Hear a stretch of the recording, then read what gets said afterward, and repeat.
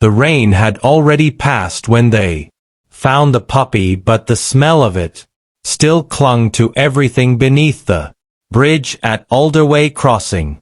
Mud streaked the concrete pillars, water pulled in shallow dents, and traffic murmured overhead like a distant tide.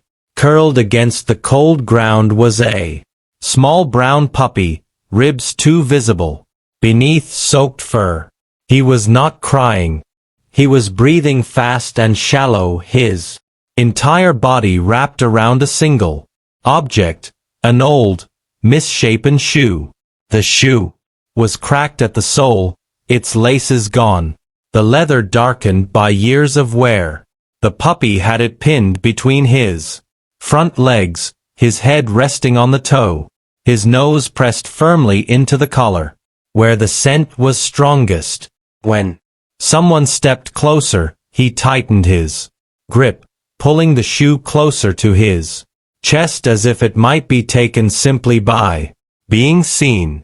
They brought him to the Harbolite shelter just before dusk. The puppy resisted weakly, not by snapping or growling, but by refusing to let go. Even lifted into a crate, he kept the shoe tucked beneath his chin, his body curved protectively around it.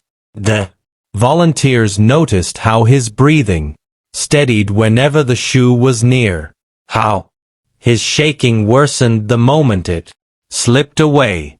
Under the fluorescent lights, his condition was unmistakable. Dehydrated, underfed, scraped raw from sleeping on concrete. No collar, no microchip, just the shoe. Later, an older staff member recognized it. A man named Elias used to sleep under that bridge, quiet and polite, always with bread in his pocket. He'd tear it into pieces, kneel down despite the pain in his knees, and feed a little dog who never quite followed him home. Elias hadn't been seen in weeks.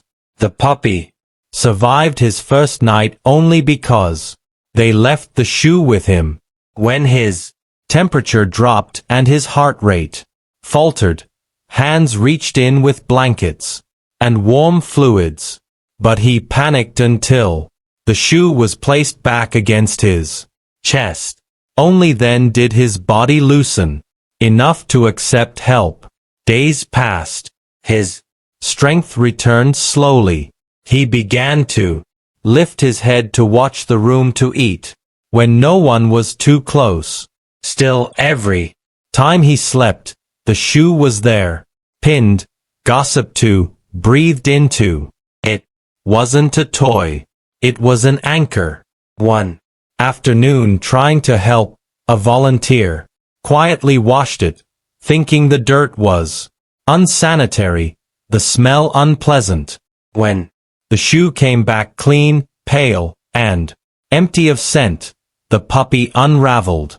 He searched frantically, circling his enclosure, crying in sharp, broken sounds that echoed down the hall. When the shoe was returned, he sniffed it once and recoiled. It was wrong. Whatever had kept him alive was gone. From that day on, they moved differently. They learned not to rush.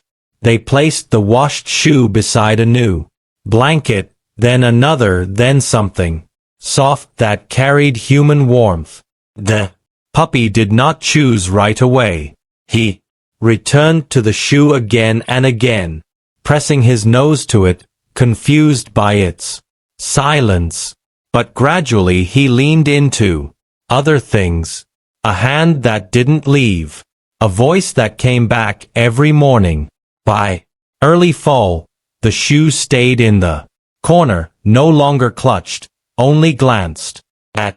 When a family from Briar Hollow arrived, the puppy walked toward them on his own. He paused once, looked back at the shoe, then continued forward. The shelter staff watched him go, understanding at last that healing is not forgetting. It is learning that what was lost does not have to be held forever in order to be honored. Thank you for taking the time to read this story.